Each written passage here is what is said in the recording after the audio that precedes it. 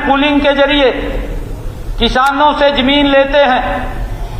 कांग्रेस की सरकार की तरह जमीन का जबरन अधिग्रहण हम नहीं करते हैं। माननीय अध्यक्ष महोदय, बड़ौदा हलके में आईएमटी के लिए भी हमने भूमि मालिकों से भूमि प्रस्ताव आमंत्रित करने के लिए 7 अगस्त 2020 को ई भूमि पोर्टल पर मांग पत्र अपलोड किया था।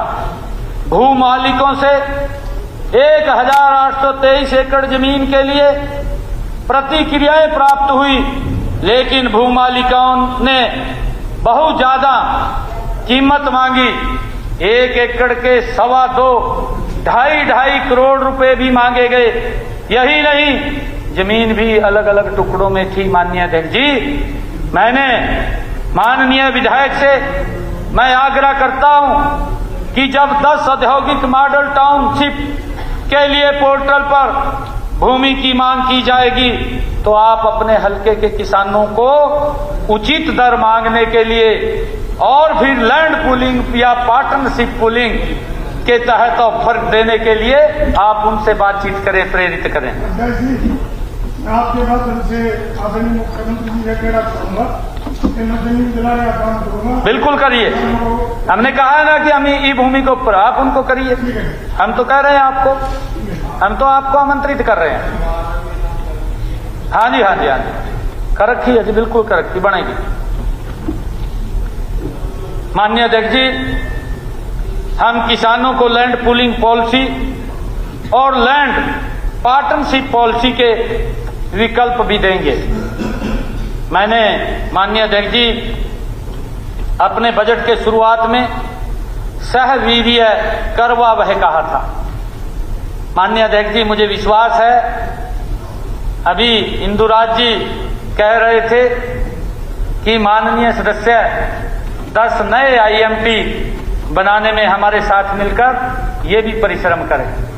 मैं इनको कहना चाहता हूं, ऐसे 10 नए शहर बनाकर माननीय अध्यक्ष जी रोजगार के लाखों नए अवसर बनाने के हमारे संकल्प को पूरा करने में हम कोई कोर कसर नहीं छोड़ेंगे। माननीय अध्यक्ष महोदय,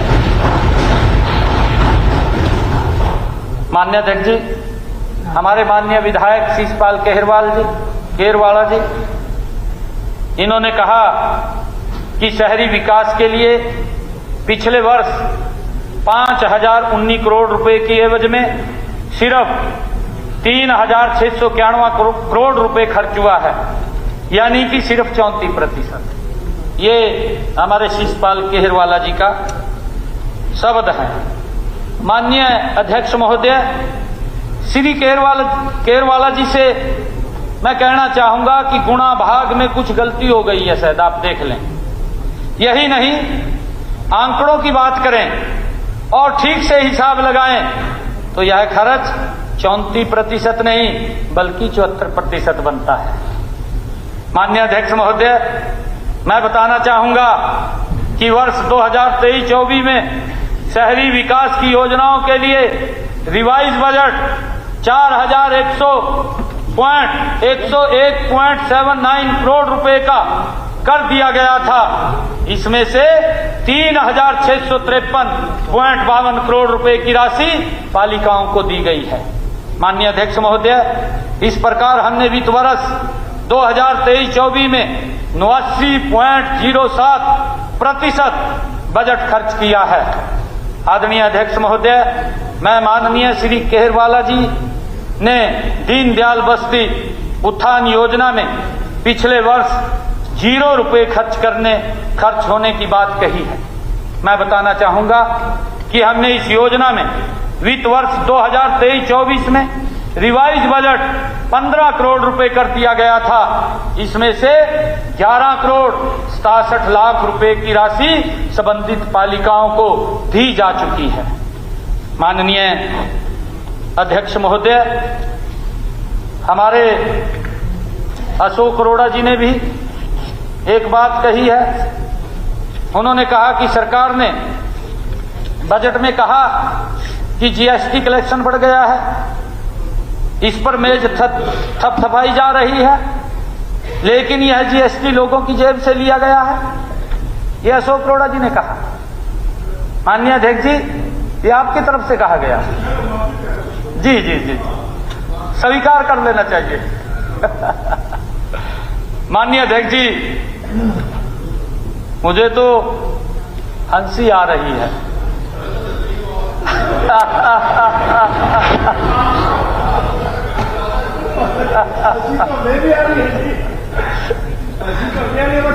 कि हमारे माननीय विधायक अशोक अरोड़ा जी ने ऐसा बोला है। अरोड़ा जी स्वयं इस महान के अध्यक्ष भी रहे, इन्हें अच्छी तरह पता है कि सरकार को पैसा या टैक्स से मिलता है, या फिर फीस से, या फिर ऋण से। माननीय अरोड़ा जी, आखिर आप क्या कहना चाहते हैं? क्या हम टैक्स भी ना लें और लोन भी ना लें? माननीय अध्यक्ष जी, फिर विकास कहां से होगा?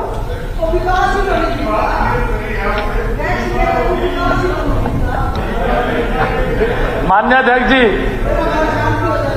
माननीय अध्यक्ष जी, मैंने बजट में लाडो लक्ष्मी योजना के लिए 5,000 करोड़ रुपए के बजट का अलग से प्रावधान किया है। फिर कोई भी टैक्स नहीं लगाया और न ही किसी टैक्स में या फीस में 1 रुपए की बढ़ोतरी की है।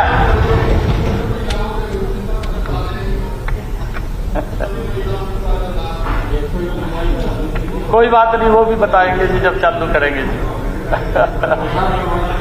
माननीय अध्यक्ष महोदय,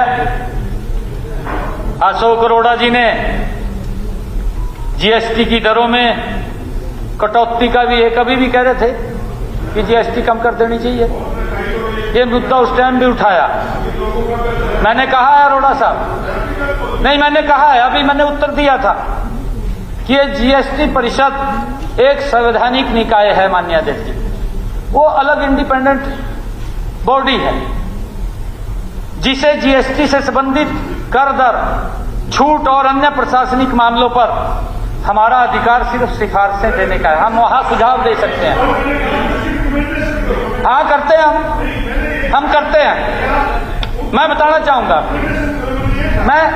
मैं अरोड़ा साहब आपको बताना चाहूंगा, मैंने अपने बजट भाषण के पैरा नंबर 148, माननीय अध्यक्ष जी, मैं बताना चाह रहा हूं, मैंने अपने बजट भाषण के पैरा नंबर 148 के भाग 6 में कहा था कि हरियाणा सरकार कृषि उपकरणों पर जीएसटी में छूट, जीएसटी का स्वचालन रिफंड, मासिक की बजाय सालाना आत्म मूल्यांकन, इनवॉइस की सीमा 5 करोड़ रुपए से 10 करोड़ रुपए करना जैसे सुझावों की जीएसटी काउंसिल में पैरवाई करेगी। मैंने तो पहले ही कहा था, मैंने कहा था, हाँ मैंने कहा है कि हम सुझाव देते हैं। हाँ हमने कहा, नहीं मैंने कहा है, मैंने कहा है। ठीक है अरोड़ा जी, आप वाली बात ही बोल दी उन्होंने। मैंने कहा है अरोड़ा जी, आप वाली बात बोल दी उन्होंने। हाँ मैंने कहा है। नहीं उसके अंदर तो माननीय अरोड़ा जी आपने देख लेना चाहिए था, मैंने कहा, उसका जिक्र किया। जी जी जी जी जी, ये भी मैं बताना चाहता हूं, ये भी मैं बताना चाहता हूं अरोड़ा साहब, आप सुनिए, ये भी मैं बताना चाह रहा हूं। हमने जो सुझाव दिए थे उसके ऊपर क्या कार्रवाई हुई है। माननीय अध्यक्ष महोदय, जीएसटी को सरल बनाने के लिए हम प्रतिबद्ध हैं। हमने जीएसटी परिषद की कई बैठकों में जीएसटी में बदलाव के लिए अनुरोध किया है। माननीय अध्यक्ष महोदय, 22 दिसंबर 2024 को आयोजित हुई जीएसटी परिषद की 55वीं बैठक में हमारे द्वारा दिए गए अनुरोध पर विचार किया गया। इस पर फोर्टिफाइड राइस कर्नल्स पर जीएसटी की दर को 18% से घटाकर 5% किया गया। माननीय अध्यक्ष जी, 5% किया गया। हमने सुझाव दिए हैं, उसके ऊपर अमल हुए हैं अरोड़ा साहब। माननीय अध्यक्ष जी, इसी प्रकार हमारे बीबी बत्रा साहब, जिन्हें धातु के रेट बढ़ाने तथा जीएसटी लगाने की बात कही है। माननीय अध्यक्ष महोदय, मैं बताना चाहूंगा कि धातु की कीमतों पर सरकार का कोई नियंत्रण नहीं होता। आपने कहा है जी, कोई बात पता नहीं क्या बोला वो रिकॉर्ड हो गया होगा। भूल जाते हैं, निकल जाएगा अरोड़ा साहब, निकल जाएगा। चलो ठीक है जी, चलो इन्होंने स्वीकार कर लिया कि मैंने कहा नहीं है। ठीक है। माननीय अध्यक्ष जी, जहां तक जीएसटी लगाने की बात है, यह केवल जीएसटी परिषद के क्षेत्राधिकार में है, जो एक संवैधानिक निकाय है।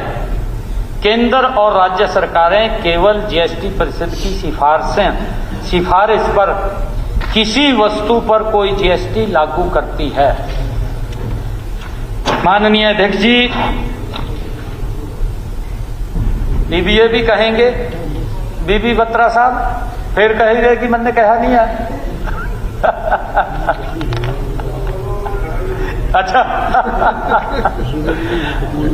माननीय अध्यक्ष महोदय, पीएम श्री स्कूल योजना और सुविधा विस्तार के लिए 99 करोड़ रुपए का बजट में प्रावधान किया गया, लेकिन खर्च कुछ भी नहीं हुआ। ये बात कही गई आपके द्वारा। और देख लो, इसको भी भूल गए। नहीं, जो मैं बात कह रहा हूं, माननीय अध्यक्ष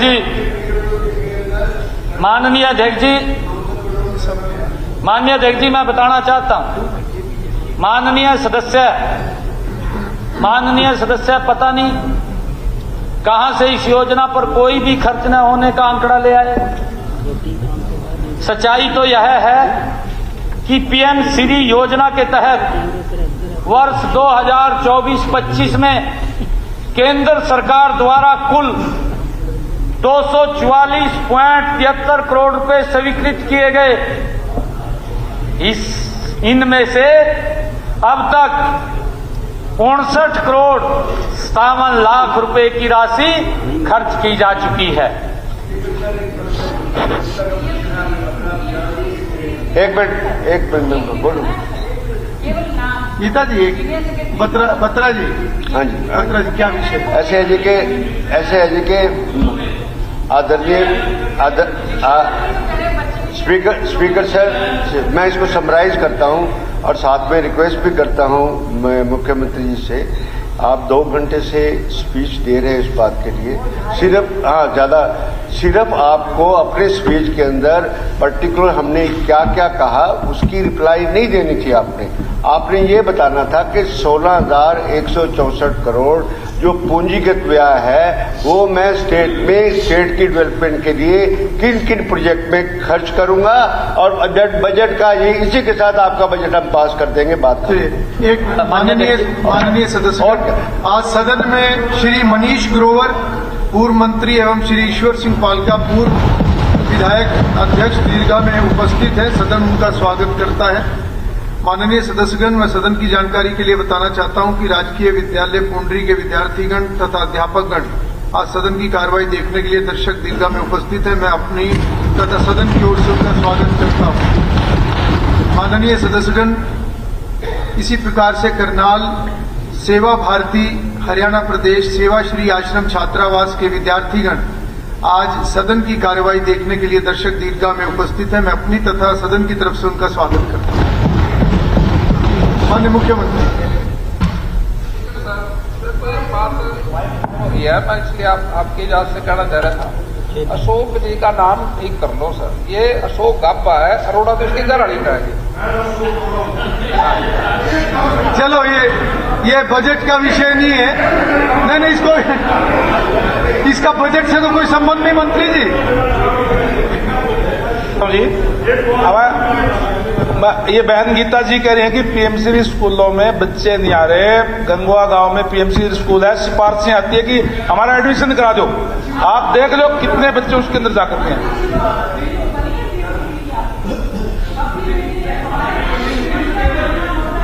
उसके अंदर और सुधार हुआ है। नहीं वो पहले जो सीनियर सेकेंडरी स्कूल था उसको पीएमसी बना दिया, उसके अंदर और भी डेवलपमेंट हुई उसके अंदर।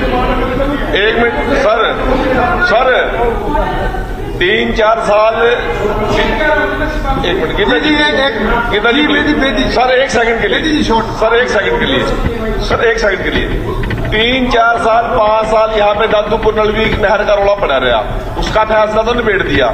मैं एक निवेदन कर रहा हूँ, सुनो सर एक प्लीज मैं एक निवेदन कर रहा हूँ सर आपसे, एक मिनट सर सुनको दो बात। मंत्री जी आप बोलो ना अपनी बात। मैं ये कहना चाहता हूँ, मैं केवल एक बात कहना चाहता हूँ, एजुकेशन पे बहुत झगड़ा पड़ रहा है, तो प्लीज बहुत झगड़ा पड़ रहा है एजुकेशन पे। एक ज्वाइंट कमेटी बनाओ और ये रैंडमली 20 स्कूलों का नाम दे। इनके टाइम में जो टीचर थे जो रिटायर हो गए उनको बुला ले, जो आज वर्तमान में ड्यूटी कर रहे हैं स्कूलों में जाते हैं नहीं, इसने ब्यूटिफिकेशन स्कूलों की माननीय मुख्यमंत्री चलिए आप बैठिए सर, कोई चर्चा नहीं। आप बीच में दूंगा बस, आप बैठो भाई, सारे बात खड़े हो गए। बैठो जैसे जी बैठ जाओ। जस्सी बेटी जी बैठो नीचे। बेटी जी मंत्री जी बैठो आप। मुख्यमंत्री जी आप शुरू कीजिए, आप शुरू कीजिए प्लीज। मान्य अध्यक्ष जी। सिंह जी बाद में। गीता जी प्लीज बैठो। मुख्यमंत्री जी आपसे बोलो मत अब बीच में। मंत्री जी अब कोई नहीं बोलेगा। मुख्यमंत्री जी अपना जवाब। मान्य अध्यक्ष जी। मान्य अध्यक्ष जी अभी राम करो। मान्य अध्यक्ष जी अभी बत्रा जी ने कहा कि अभी तो क्वेश्चन किया है जी, मैंने तो करना पड़ेगा जी। अभी तो क्वेश्चन किया है जी, नहीं क्वेश्चन उन्होंने किया है जी। इन्होंने अभी 16,614 करोड़ की बात करी कि ये कहां से आप इसकी व्यवस्था करेंगे, इसके बारे में बताएं। को छोड़ो, मैं वही तो कह रहा हूं जी, मैं वही बात कह रहा हूं। माननीय बत्रा जी आप 16,614 तो छोड़ो, मैंने अभी 40 मिनट पहले ही माननीय अध्यक्ष जी इसी सदन में कहा कि जो मैंने बजट प्रस्ताव किया है, इसी बजट के माध्यम से हम हरियाणा प्रदेश के जो बजट के अंदर हमने कहा है उन सब विषयों को पूरा करेंगे। माननीय अध्यक्ष जी मैंने कहा है आप इसकी बात तो छोड़िए।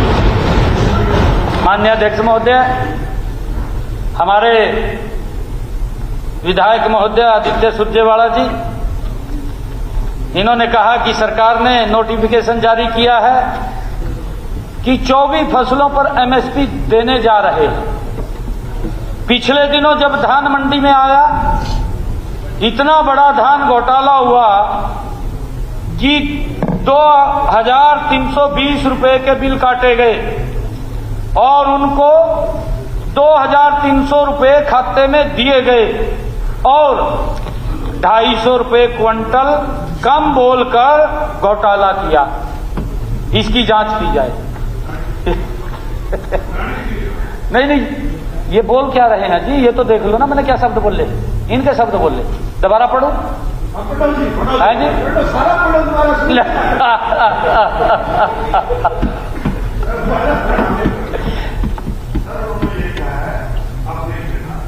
मैं देख के ही बता रहा हूँ। 2320 रुपए सरकार की तरफ से गए, 2320 रुपए सरकार ने दिए किसान को।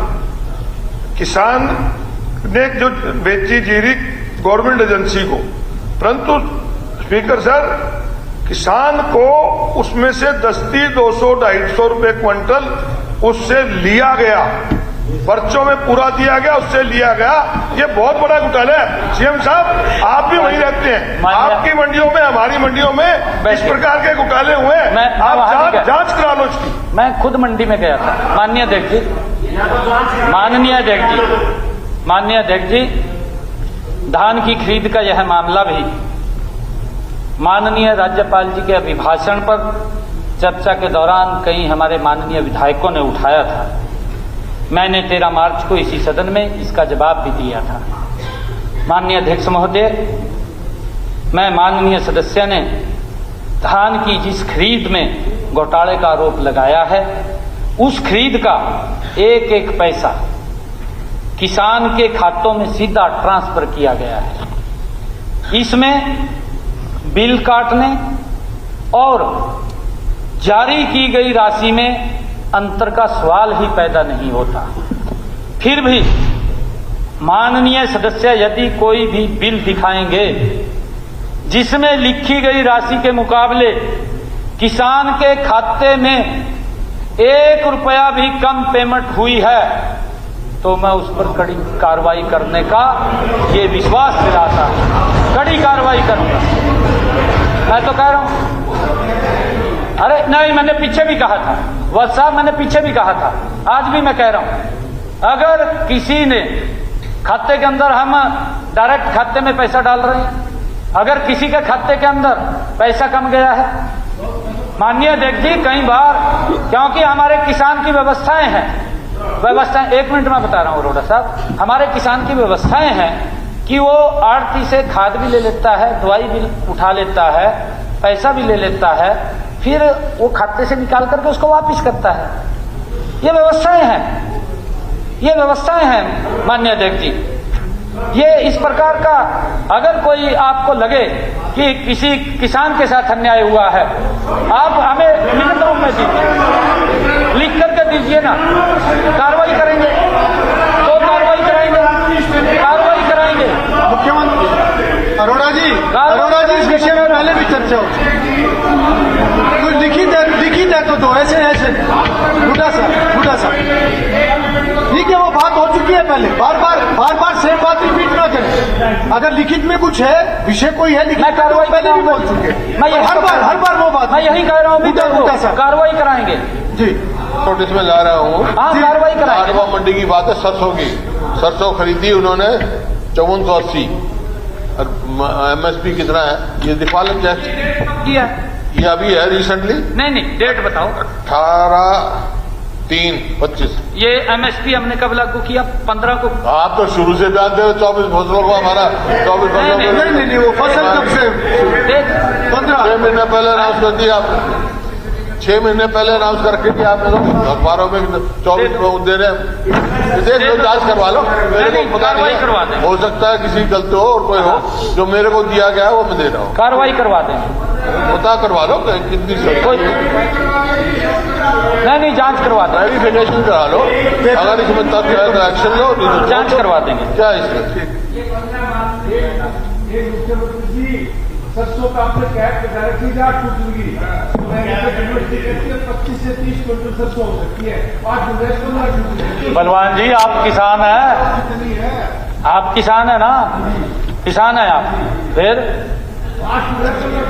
आप इसकी सरसों की अगर 25 से 30 क्विंटल की बात कर रहे हैं तो गेहूं कहाँ जाएगी?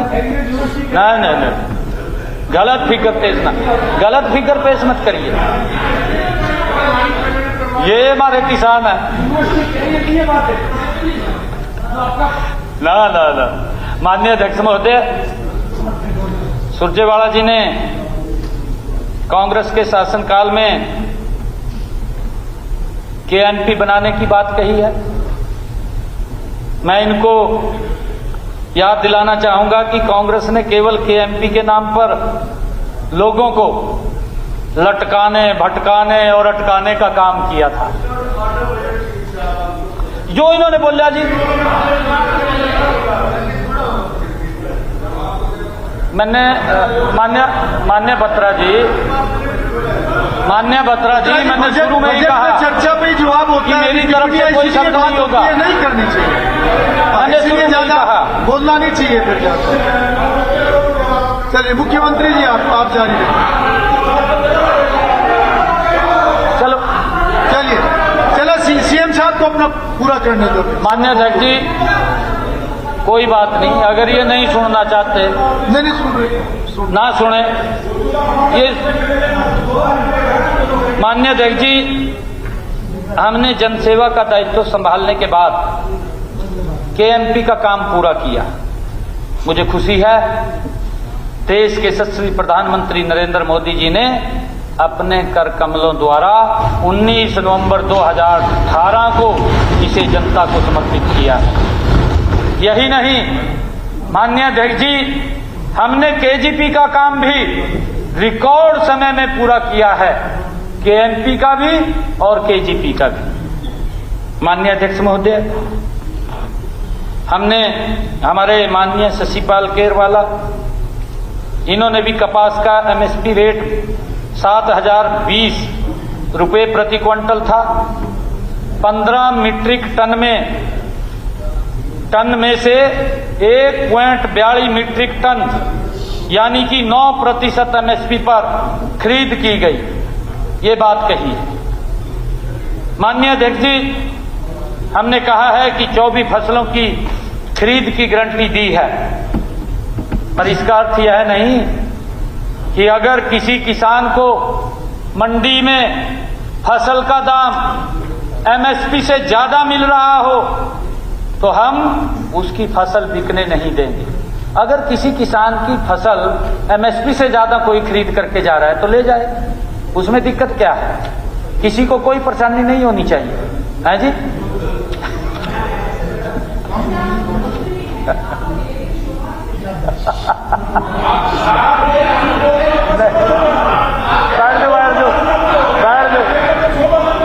बैठ जाओ।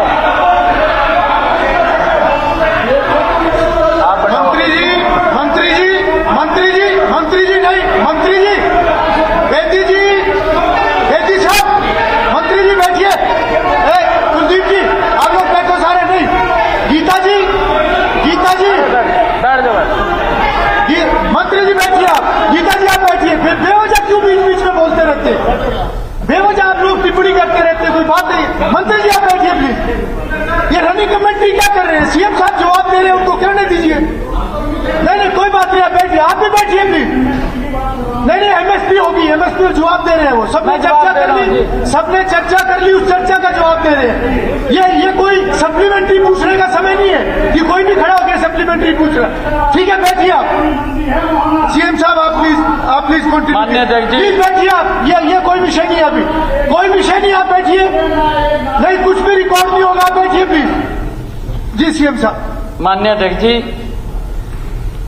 शिषपाल केहरवाला जी को पता है कि ज्यादातर समय कपास का रेट एमएसपी से अधिक ही रहा है, इसलिए इसे एमएसपी पर खरीदने की जरूरत नहीं पड़ी। यदि किसी किसान की उपज एमएसपी से अधिक पर ना बिके तभी भारतीय कपास निगम इसकी खरीद एमएसपी पर करता है। माननीय अध्यक्ष जी, मैं बताना चाहूंगा कि 25 मार्च तक कुल 2,98,000 क्विंटल कपास की निर्धारित एमएसपी पर खरीद की जा चुकी है। स्पष्ट है कि बाकी सारी कपास पर किसानों को एमएसपी से ज्यादा दाम मिले हैं। हैं जी? जी। माननीय अध्यक्ष जी, केहरवाला जी ने इस प्रकार का सवाल मूंग, मक्का, मूंगफली और बाजरे की खरीद पर भी उठाया है। मैं बताना चाहूंगा कि इन फसलों की खरीद भी उस समय एमएसपी पर की जाती है जब बाजार मूल्य कम होता है। इस प्रकार मंडियों में कुल 2,753 मीट्रिक टन मूंग की आवक हुई। इसमें से हैफेड द्वारा 2,664 मीट्रिक टन की खरीद एमएसपी पर की गई। हमारी गारंटी हमने पूरी की। मक्का और मूंगफली की कोई आवक ही नहीं हुई है। यदि किसी किसान से एमएसपी से कम दाम पर मक्का या मूंगफली बेची हो तो केहरवाला साहब बताएं कि कहीं बेची गई है। जहां तक बाजरे की खरीद का सवाल है, माननीय अध्यक्ष जी, हैफर्ड और हरियाणा राज्य भंडारण निगम द्वारा खरीद सीजन के दौरान 4,69,000 मीट्रिक टन बाजरा एमएसपी पर खरीदा गया है। माननीय अध्यक्ष जी, हमारे सरदार जरनैल सिंह जी, उन्होंने कहा कि रतिया की अनाज मंडी के लिए जमीन एक्वायर हो गई, सेक्शन 9 भी लग गया, उसके बाद कुछ नहीं हुआ। इन्होंने अपने क्षेत्र की मांग उठाई। मैं जरनैल सिंह जी को बताना चाहूंगा, रतिया अनाज मंडी की स्थापना की घोषणा, माननीय अध्यक्ष जी, मैं आपके माध्यम से जरनैल सिंह जी को बताना चाहूंगा कि रतिया अनाज मंडी की स्थापना की घोषणा 8 अप्रैल 2003 को उस समय के तत्कालीन माननीय मुख्यमंत्री स्वर्गीय श्री ओम प्रकाश चौटाला जी द्वारा की गई थी। माननीय अध्यक्ष जी, इसके बाद मार्च 2005 में कांग्रेस का राज आ गया और इन्होंने इस मंडी को ठंडे बस्ते में डाल दिया। माननीय अध्यक्ष जी, वहां के लोगों द्वारा लंबे समय तक मांग की जाती रही और 10 साल बाद कांग्रेसियों को इसकी सूद आई। 10 साल बाद इन्होंने भूमि अधिग्रहण के लिए 6 जून 2013, माननीय अध्यक्ष जी, 6 जून 2013 को सेक्शन 4 लागू कर दिया और इसके लगभग 1 साल बाद 19 मई 2014 को माननीय अध्यक्ष जी सेक्शन 6 लागू कर दिया। माननीय अध्यक्ष जी, जरनैल सिंह जी सुन रहे हैं, भू मालिक जमीन के अधिग्रहण को लेकर माननीय हाईकोर्ट चले गए। इन्हीं के शासनकाल में माननीय न्यायालय द्वारा जुलाई 2014 में इस पर रोक लगा दी। यह मामला माननीय अध्यक्ष जी अब भी पंजाब एवं हरियाणा न्यायालय हाई कोर्ट में लंबित है। इस संबंध में फैसला आते ही इस पर कार्रवाई शुरू हो जाए, मैं माननीय सदस्य को बताना चाहता हूं। माननीय अध्यक्ष जी, हमारे विधायक श्री परमवीर सिंह जी ने कहा कि पंचायतों में जो सौंदर्य के नाम पर तालाब खुदवाए जा रहे हैं, जिन पर 70 लाख रुपए खर्च आ रहा है। पहले पंचायत 10 लाख रुपए में तालाब खुदवाते थे। सौंदर्यकरण के नाम पर बहुत ज्यादा खुदाई की जा रही है, इसकी जांच कराई जाए। ये माननीय हमारे विधायक महोदय परमवीर सिंह जी का बयान है। माननीय अध्यक्ष महोदय, मैं विधायक, माननीय विधायक, अपना कांग्रेस का कार्यकाल किधर है? अच्छा, वहां बैठते हैं ना।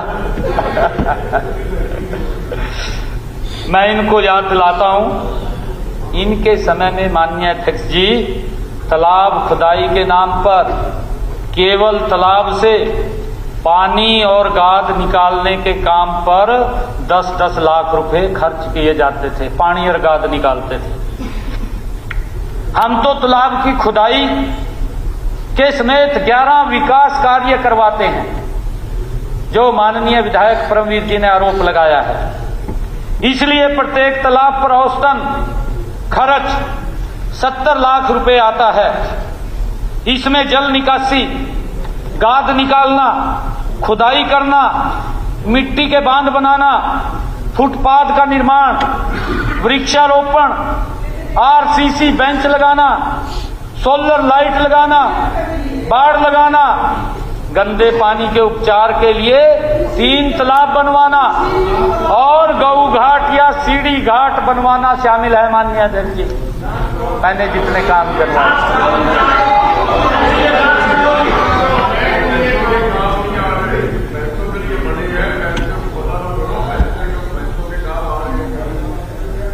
रहे हैं, सुधार कर रहे हैं धीरे धीरे। परमवीर जी हम काम, माननीय अध्यक्ष जी हम काम कर रहे हैं। हमने माननीय अध्यक्ष जी पिछले वर्ष आदरणीय प्रधानमंत्री जी ने अमृत सरोवर योजना चलाई। नरेंद्र मोदी जी ने अमृत सरोवर योजना इसलिए चलाई, उनका लंबा विजन है, क्योंकि हमारा जो पानी है उसका लेवल लगातार नीचे गिर रहा है, नीचे गिर रहा है कि वो ऊपर आना चाहिए और रिचार्ज होना चाहिए, नहीं तो आने वाले समय के अंदर हमारे सामने पानी की समस्या एक भयानक खड़ी हो जाएगी। तो आदरणीय प्रधानमंत्री जी ने कहा कि हर जिले के अंदर आप एक टारगेट बना करके अमृत सरोवर बनाइए। हमने जो टारगेट था माननीय अध्यक्ष जी पिछले वर्ष 2200 तालाब अमृत सरोवर के तहत बनवाए हैं 22, और अभी भी 2200 और तालाबों का हमने एजेंडा आगे पास कर दिया है, जल्दी ही और बनाएंगे, धीरे धीरे करके हम बनवा रहे हैं। जहां तक तालाबों की गहराई की बात है, मैं बताना चाहूंगा कि इस बारे में हमने माननीय अध्यक्ष जी विशेषज्ञों की राय ली, कुछ मानक तय किए, इसके आधार पर ही सभी तालाबों का एस्टीमेट बनवाया। इन मानकों के अनुसार तालाब की गहराई 10 फुट रखी जाती है, इसमें से 8 फुट गहराई जल भंडारण एवं 2 फुट फ्री बोर्ड बारिश के दिनों में वर्षा जल के अतिरिक्त भंडारण के लिए रखा जाता है। माननीय अध्यक्ष जी, हमारे माननीय विधायिका महोदय श्रीमती रेणु बालाजी ने कहा यमुनानगर में खनन माफिया एक्टिव है, हर जगह खोद रखी है। यहाँ के सढौरा के बट्टूवाड़ा गांव में पंचायत जमीन पर अवैध खनन चल रहा है, शमशान और गोचरण जमीन पर भी अवैध खनन चल रहा है, और यह सब कुछ यहाँ के पूर्व विधायक और प्रशासन की मिलीभगत से हो रहा है, ये आरोप लगाया माननीय अध्यक्ष जी। माननीय अध्यक्ष जी, माननीय सदस्य श्रीमती रेणु बालाजी ने यमुनानगर हथनी कुंड बैराज में अवैध खनन का आरोप लगाया है। मुझे लगता है कि माननीय सदस्य ने हमारी राजस्व प्राप्तियां ध्यान से नहीं पढ़ी। मैं माननीय अध्यक्ष जी, वर्तमान में राज्य में 42 खदानें अनुबंधों पर और पट्टों पर चल रही है, जिनसे लगभग 600 से 800 करोड़ रुपए का राजस्व प्राप्त होता है। वर्ष 2024-25 में हमने खनन क्षेत्र से 730 करोड़ रुपए प्राप्त हुए हैं। यदि अवैध खनन होता, इतनी राशि ये कैसे प्राप्त होती? मैं यह भी ध्यान दिलाना चाहूंगा कि मैंने बजट के पैरा 150 वर्ष 2025-26 के लिए इस राशि का 1400 करोड़ रुपए का लक्ष्य रखा है। मैं इस माननीय सदन को विश्वास भी दिलाता हूं कि हम इस लक्ष्य को प्राप्त करेंगे। यदि मेरे विपक्षी भाइयों को कोई शक है तो मैं हर विधानसभा सत्र में इसका अलग विवरण भी दूंगा। पिछली सरकारों के समय में माननीय अध्यक्ष महोदय खनन के लाइसेंस जिले को 1 इकाई मान करके देते थे। 1 इकाई कहा, ये पूरा जिला है, एक व्यक्ति को दे दो। इसमें हमने चहेतों को ही लाइसेंस मिलते थे, अपने चहेतों को देते थे। माननीय अध्यक्ष जी, मैं बताना चाहूंगा वर्ष 2009 से 14 के बीच केवल 3 लाइसेंसधारियों को पूरे प्रदेश के खनन का काम सौंपा गया था, 3 लोगों को। माननीय अध्यक्ष जी, हमने खनन में पारदर्शी प्रक्रिया अपनाई है। खनन क्षेत्र को छोटे छोटे भागों में बांटा और ऑनलाइन आवेदन मांगकर इनका आवंटन किया। इससे खनन का काम करने के लिए सभी को मौका मिलने लग गया। इस समय प्रदेश में खनन के 42 लाइसेंस दिए गए हैं। पहले सरकार को बहुत कम राजस्व आता था। 2005 से 14 तक औसतन सालाना लगभग 129 करोड़ रुपए का राजस्व मिला। जब हमने पारदर्शिता से काम किया तो सालाना औसतन राजस्व 391.95% से बढ़कर 637.52 करोड़ रुपए हो गया। माननीय अध्यक्ष जी, मैं बताना चाहूंगा यह बढ़ोतरी अवैध खनन बंद होने के बाद वैध खनन बढ़ाने के कारण हुई है। इसी प्रकार अवैध खनन पर लगाया गया औसतन जुर्माना, जिन्होंने इलीगल माननीय अध्यक्ष जी काम किया है, हमने उनके ऊपर भी जुर्माना लगाया है और वो जुर्माना 4.73 करोड़ रुपए से बढ़ाकर 10.75 करोड़ रुपए हुआ है। इसका मतलब हमने अवैध खनन पर भी सख्त कार्रवाई की है। माननीय अध्यक्ष जी, जहां तक यमुनानगर में अवैध खनन का सवाल है तो मैं बताना चाहूंगा कि इसे रोकने के लिए हमने 16 नाके लगाए हैं। मुख्यमंत्री उड़न दस्ता टीम भी जिले में औचक निरीक्षण किया जाता है। मैं बताना चाहूंगा कि अवैध खनन के संबंध में कुल 40 वैध खनिज के परिवहन के संबंध में कुल 227 मुकदमे जिले के थानों में दर्ज करवाए जा चुके हैं। जो माननीय मुख्यमंत्री, थोड़ा समय बढ़ाना पड़ेगा, तो कोई अंदाजा आप बताएंगे कितना समय और नहीं? बस लगभग लास्ट ही चला गया, नहीं है या अभी आधा घंटे का है। माननीय सदस्यगण, सदन का समय 1 घंटे के लिए बढ़ाया जाता है। नहीं, एक मिनट, अगर माननीय अध्यक्ष जी मैं इसके अंदर से बहुत कुछ छोड़ दूंगा इब्जा, क्योंकि ये कल फिर कहेंगे जी हमारा जवाब नहीं दिया। मैं इस करके देना पड़ रहा है जवाब। इतना बोल रहा है, बोल दो, यू भी पिछाड़ टेको।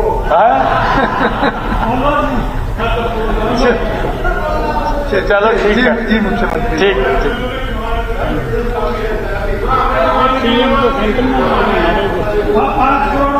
जल्दी खत्म कर दूंगा, जल्दी कर दूंगा। चलो माननीय अध्यक्ष जी, माननीय विधायिका ने गांव भट्टूवाला की जमीन में हुए अवैध खनन के खिलाफ हमने कुल 2,99,74,500 रुपए जुर्माना लगाया है, जिसकी बात भट्टूवाला की माननीय विधायिका महोदया ने की है। इसके साथ ही पुलिस द्वारा थाना बिलासपुर व थाना हरियाणा राज्य परिवर्तन ब्यूरो यमुनानगर में केस दर्ज करवाते हुए आगामी कार्रवाई भी की जा रही है। इसी प्रकार श्रीमती हमारी विधायिका रेणु बाला ने हथनीकुंड बैराज में भी अवैध खनन की बात की है। मैं बताना चाहूंगा माननीय अध्यक्ष महोदय, इस बैराज में डायाफ्राम दीवार का काम चल रहा है। यह काम नियमों के अनुसार किया जा रहा है। साथ ही इस दौरान मिलने वाले खनिज के निपटान के लिए नियमों के तहत परमिट जारी किया गया है। वर्तमान में यह परमिट 1 लाख मीट्रिक टन खनिज के निपटान के लिए दिया गया है। इसके लिए परमिट धारक द्वारा नियमानुसार 62,51,000 रुपए की रॉयल्टी के साथ साथ 31,25,000 रुपए की सिक्योरिटी सरकारी खजाने में जमा कराई गई है। परमिट धारक खनिज को अपनी सुविधा के अनुसार कहीं भी बेच सकता है। माननीय विधायिका ने हथनीकुंड बैराज में अंधाधुंध खुदाई से सुरक्षा दीवार को खतरा भी बताया है। माननीय अध्यक्ष महोदय, मैं बताना चाहूंगा कि एजेंसी द्वारा स्वीकृत ड्राइंग के अनुसार ही साइट पर खुदाई की जा रही है। इसे कंक्रीट, सीसी ब्लॉक और वायर क्रेटों में पत्थर भरने के द्वारा 316 मीटर के स्तर तक बहाल किया जाएगा। यह कार्य हथनीकुंड बैराज संरचना की कुल सुरक्षा के लिए अत्यंत महत्वपूर्ण है। माननीय अध्यक्ष जी, हमारे विधायक नरेश सेलवाल जी ने कहा कि सरकार उकलाना विधानसभा क्षेत्र के खो खो वर्ल्ड कप की विजेता बिठोला गांव की मीनू को नौकरी दे और उनकी आर्थिक मदद करे। माननीय अध्यक्ष जी, हमने पदक विजेता खिलाड़ियों को नौकरी देने के लिए हरियाणा उत्कृष्ट खिलाड़ी नियम 2021 बनाए हैं। इन नियमों के तहत पदक विजेता खिलाड़ियों को क्लास 1 से क्लास 4 तक नौकरी प्रदान की जाती है। पदक विजेता खिलाड़ी इन नियमों के अनुसार नौकरी के लिए आवेदन करता है। मैं बताना चाहूंगा कि खो खो कप की विजेता खिलाड़ी कुमारी मीनू की ओर से खेल विभाग में कोई भी आवेदन प्राप्त नहीं हुआ है। जैसा ही आवेदन पत्र प्राप्त होगा उस पर इन नियमों के अनुसार विचार किया जाएगा। खो खो खेल के लिए केवल cash award in government of sports person scheme के तहत पात्र खिलाड़ियों को नगद इनाम देने का आदरणीय अध्यक्ष जी प्रावधान है। आदरणीय अध्यक्ष जी, हमारे विधायक नरेश सेलवाल जी ने उकलाना विधानसभा क्षेत्र के स्टेडियमों की मरम्मत करवाई जाए, ये भी मुद्दा इन्होंने उठाया है। मैं बताना चाहूंगा, जिला हिसार के सभी राजीव गांधी खेल स्टेडियमों की मरम्मत हेतु वित्तीय स्वीकृति जारी कर दी गई है। इसमें उकलाना विधानसभा क्षेत्र के राजीव गांधी खेल परिसर फरबूवाला के लिए 21,34,620 रुपए तथा राजीव गांधी खेल परिसर चमारखेड़ा हेतु 19,12,780 रुपए स्वीकृत किए गए हैं। इस कार्य हेतु टेंडर जारी करने की प्रक्रिया जारी है। प्रक्रिया पूरी होने उपरांत मरम्मत कार्य शुरू कर दिया जाएगा। माननीय अध्यक्ष जी, श्रीमती शैली चौधरी जी ने भी कहा है कि बहनों को 500 रुपए में गैस सिलेंडर नहीं मिल रहा है। माननीय अध्यक्ष महोदय, हमने गत विधानसभा चुनाव के दौरान अपने संकल्प पत्र में गरीब परिवारों की बहनों को 500 रुपए में गैस का सिलेंडर जारी रखने का संकल्प व्यक्त किया था। हमने 12 अगस्त 2024 को एक पोर्टल शुरू किया था। माननीय अध्यक्ष जी, इस सुविधा का लाभ उठाने के लिए गरीब परिवारों को अपना पंजीकरण करवाना होता है। इस पर वर्तमान में लगभग 17 लाख लाभार्थियों ने अपना पंजीकरण कराया है और मुझे खुशी है माननीय अध्यक्ष जी, 15 दिनों में 500 रुपए से ज्यादा जितनी राशि उसने सिलेंडर के कीमत के रूप में दी होती है, सीधे ये बेनिफिशियरी के खाते में जमा करा दी जाती है।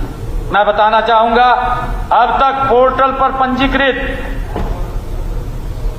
बहनों के खातों में लगभग 38 करोड़ रुपए एलपीजी सब्सिडी के रूप में हमने डाले हैं।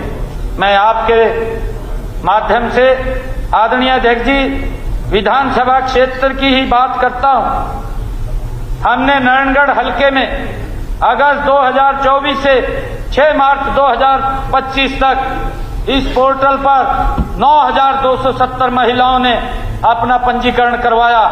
मैं यह भी बताना चाहूंगा कि जब से यह विधानसभा सत्र हुआ है तब से 26 मार्च तक इन 20 दिनों में भी 306 महिलाओं ने इस पोर्टल पर अपना पंजीकरण कराया है। इस प्रकार इस पोर्टल पर इनके हलके की, नारायणगढ़ हलके की 9,270 बहनों द्वारा पंजीकरण करवाया जा चुका है। बीपीएल बहनों के खाते में जनवरी 2025 तक 39,86,000 रुपए एलपीजी सब्सिडी के रूप में डाले जा चुके हैं। माननीय अध्यक्ष महोदय, हमारे विधायक जस्सी पेटवाड़ जी ने भी कहा, उन्होंने भी बोला कि बिजली विभाग द्वारा आम परिवारों को बिजली बिल बहुत ज्यादा भेजा जा रहे हैं। जिन परिवारों का बिल 400-500 रुपए आता था, अब उनका लाखों में बिल आ रहा है। माननीय अध्यक्ष जी, नारनौंद विधानसभा क्षेत्र में 55 गांव आते हैं। इनमें से कोई भी गांव हमारा गांव जगमग गांव योजना के लाभ के तहत लाभ नहीं ले पा रहा है। इसका कारण यह है कि इन गांव के लोगों ने अपनी बकाया बिजली बिल राशि जमा नहीं करवाई। इनकी 388 करोड़ 37 लाख रुपए की बिल राशि बकाया है। मैं जस्सी पेटवाड़ जी से अनुरोध करता हूं कि आप अपने हलके के लोगों को बकाया बिल भरने के लिए प्रेरित करें, क्योंकि आपके यहाँ तो बिल देने का रिवाज ही नहीं है।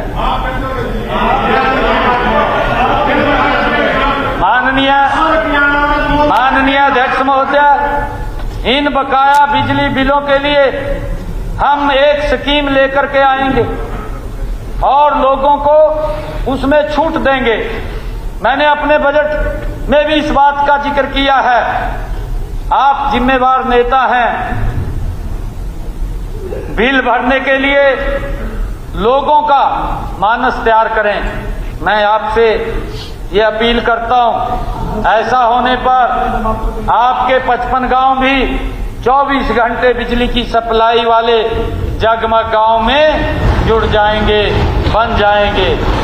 जहां तक बिजली बिलों में खामियों की बात है, कुछ मामलों में मीटर खराब हो जाते हैं माननीय अध्यक्ष जी, और उसकी रिपोर्ट बिजली दफ्तर में नहीं की जाती। इस कारण बिल ज्यादा बन जाता है। कई बार गलत मीटर रीडिंग या बेमेल सिस्टम के कारण भी विसंगतियां हो जाती हैं। इन सब का निवारण बिजली अधिकारियों द्वारा किया जाता है। हमने विसंगतियों को ठीक करने के लिए समीक्षा टीम का गठन किया हुआ है। यह टीम उपभोक्ताओं को बिजली बिल भेजने से पहले विसंगतियों को ठीक करने के लिए ऑनलाइन सिस्टम में पूर्व निर्धारित तर्क के तहत उच्च बिल के मामलों की समीक्षा करती है। माननीय अध्यक्ष महोदय, माननीय विधायक ने मदनहेड़ी गांव के 2 बिजली उपभोक्ताओं का मामला विशेष रूप से उठाया है। मैं बताना चाहूंगा, इनमें से एक उपभोक्ता मीटर नंबर 3277-083,000 है।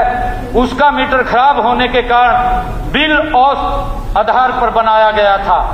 बिजली विभाग द्वारा सत्यापन करने पर मीटर जला हुआ पाया गया और उसे बदल दिया गया।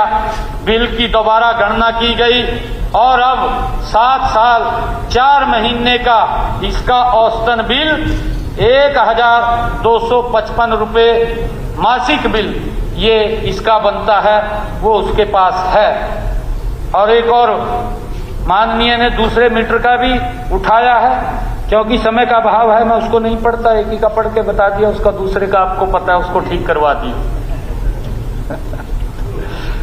माननीय अध्यक्ष जी, हमारे माननीय विधायक अर्जुन चटौड़ा जी ने भी डेरों में बिजली की लाइन लगाने का खर्च ज्यादा किया जाए, ये बात कही है। मैं धन्यवाद भी करना चाहता हूं अर्जुन चटौड़ा का, क्योंकि जब मैं महामहिम राज्यपाल महोदय के अभिभाषण पर जवाब दे रहा था, उनका धन्यवाद प्रस्ताव कर रहा था, रख रहा था, माननीय अध्यक्ष महोदय, हमारे विपक्ष के बाद साथी चले गए और अर्जुन चटौड़ा उठ करके आए कि आप विपक्ष का नेता मेरे को बना दो।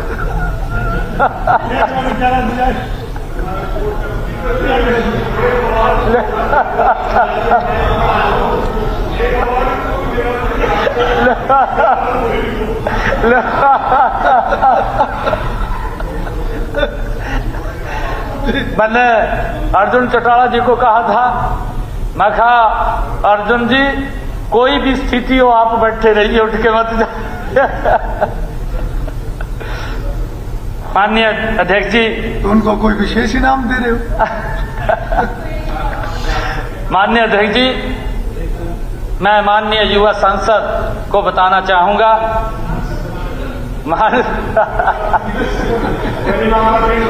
प्रमोशन करते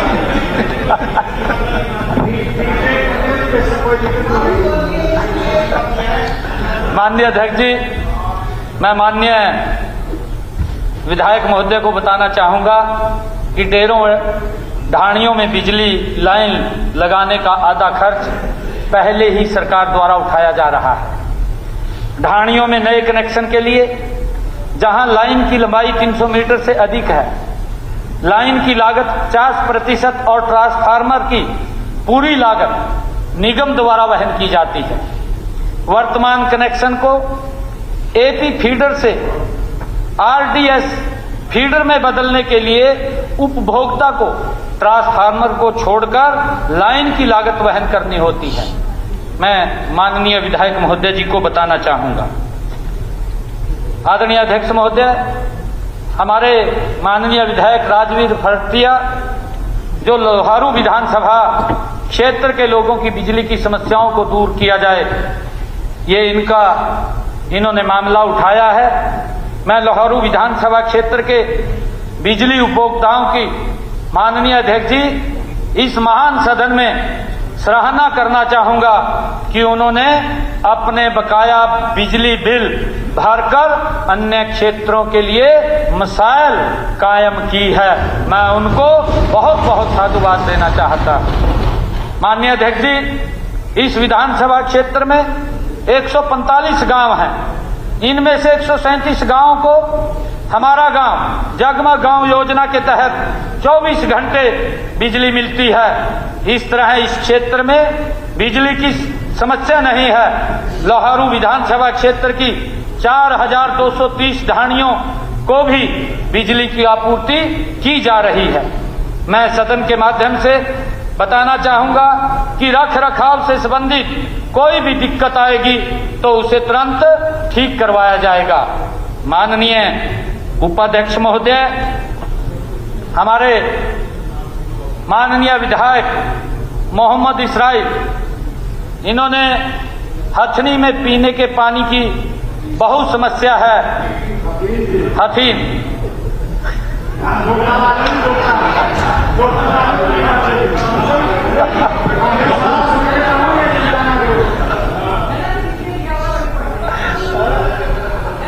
ये क्या लिखा हुआ? हथीन लिखा हुआ।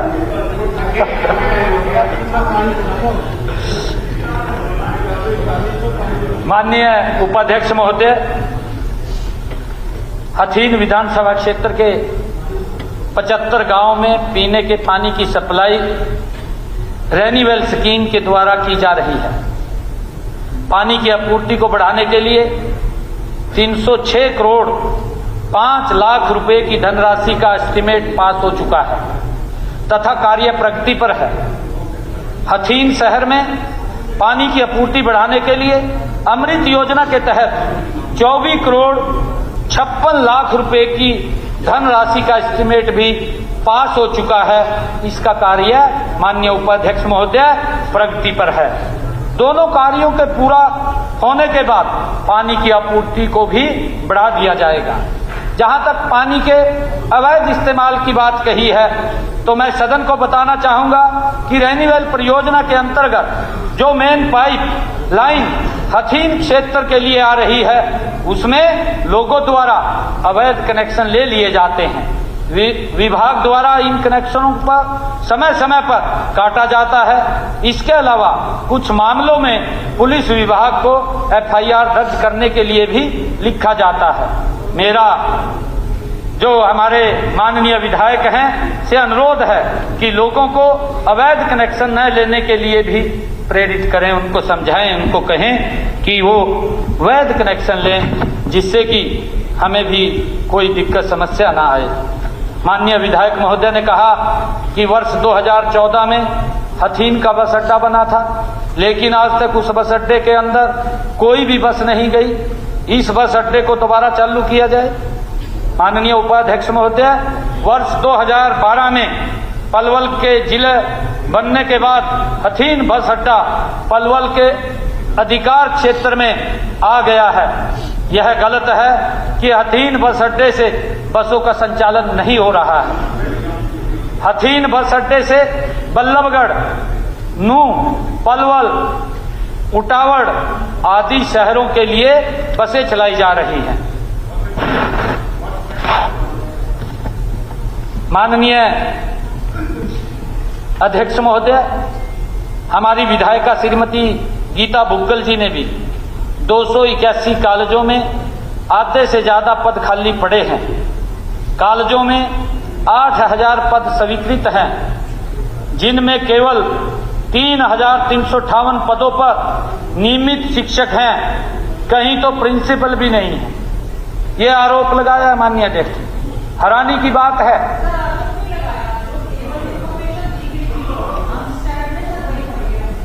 हैरानी की बात है माननीय अध्यक्ष जी, यही सवाल माननीय राज्यपाल के अभिभाषण पर चर्चा के दौरान भी कई सदस्यों द्वारा उठाया गया था।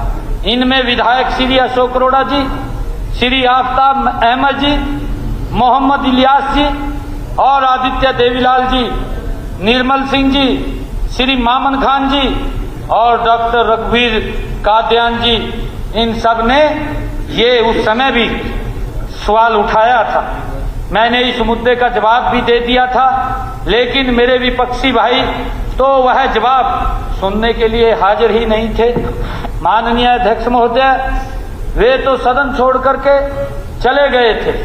फिर भी मैं दोबारा बताना चाहूंगा कि MIS पोर्टल के माध्यम से प्राप्त रिपोर्ट के आधार पर राजकीय महाविद्यालयों में 8137 पद स्वीकृत हैं। इनमें से 5337 पदों पर नियमित अतिथि व एक्सटेंशन लेक्चरर कार्यरत हैं। विभिन्न विषयों में सहायक प्रोफेसरों के ग्रुप बी के 2424 पदों को भरने की प्रक्रिया हरियाणा लोक सेवा आयोग द्वारा जारी है। ये पद जल्द ही भरे जाएंगे। मैं बताना चाहूंगा कि हरियाणा लोक सेवा आयोग द्वारा इन पदों की भर्ती के लिए स्क्रीनिंग टेस्ट और सब्जेक्ट नॉलेज टेस्ट का शेड्यूल जारी किया जा चुका है। अध्यक्ष महोदय, श्रीमती विधायिका गीता भुक्कल जी ने शेड्यूल कास्ट स्कीमों में पिछले 11 साल में एक भी रुपए का इफाजा न करने की भी बात कही है। मैं बताना चाहूंगा कि गत वर्ष में हमने अनुसूचित जाति के विद्यार्थियों को कक्षा 12वीं में 90% या इससे अधिक अंक प्राप्त करने पर 1,11,000 रुपए प्रति विद्यार्थी नकद प्रोत्साहन राशि देने की एक योजना शुरू की है। इसके तहत अब तक 704 विद्यार्थियों को 7 करोड़ 81 लाख रुपए की नकद प्रोत्साहन राशि प्रदान की जा चुकी है।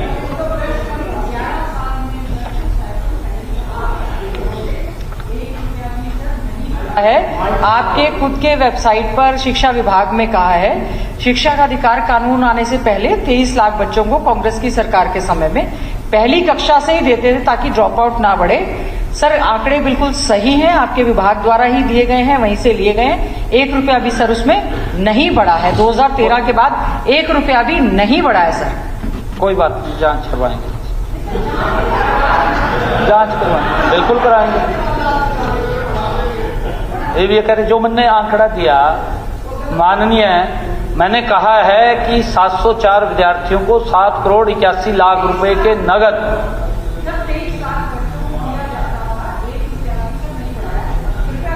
देखेंगे ना, देखेंगे, मैंने कहा है ना, देखेंगे, मैं बताऊंगा आपको। ठीक है, होगा। आप अलग से मेरे से पूछ लेना, मैंने आपको आंकड़े दिए। माननीय अध्यक्ष महोदय, कुछ माननीय सदस्यों ने बजट पर चर्चा के दौरान बड़े अच्छे सुझाव भी दिए हैं। मैं इन सुझावों का स्वागत करता हूं और विश्वास दिलाता हूं कि इन पर अमल किया जाए। मेरे युवा साथी श्री अर्जुन चौटाला जी ने मंडियों, गौशालाओं और अन्य ओपन स्पेस में सोलर पैनल लगाकर ग्रीन एनर्जी को बढ़ावा देने का सुझाव दिया है। मैं बताना चाहूंगा कि हम राज्य में हरित ऊर्जा को बढ़ावा देने के लिए कई योजनाएं चला रहे हैं। गौशालाओं में अनुदान पर सौर ऊर्जा संयंत्र स्थापित करने की योजना के तहत 330 गौशालाओं में लगभग 2 मेगावाट क्षमता के सौर ऊर्जा संयंत्र स्थापित किए जा चुके हैं। पीएम सूर्य घर मुफ्त बिजली योजना के अंतर्गत भी सभी सरकारी भवनों की छतों पर सौर ऊर्जा संयंत्र लगाए जाने हैं। साथ ही इस योजना के तहत आवासीय भवनों पर अनुदान पर सौर ऊर्जा संयंत्र लगाए जा रहे हैं। अब तक 16,000 से अधिक घरों पर सौर ऊर्जा संयंत्र लगाए जा चुके हैं।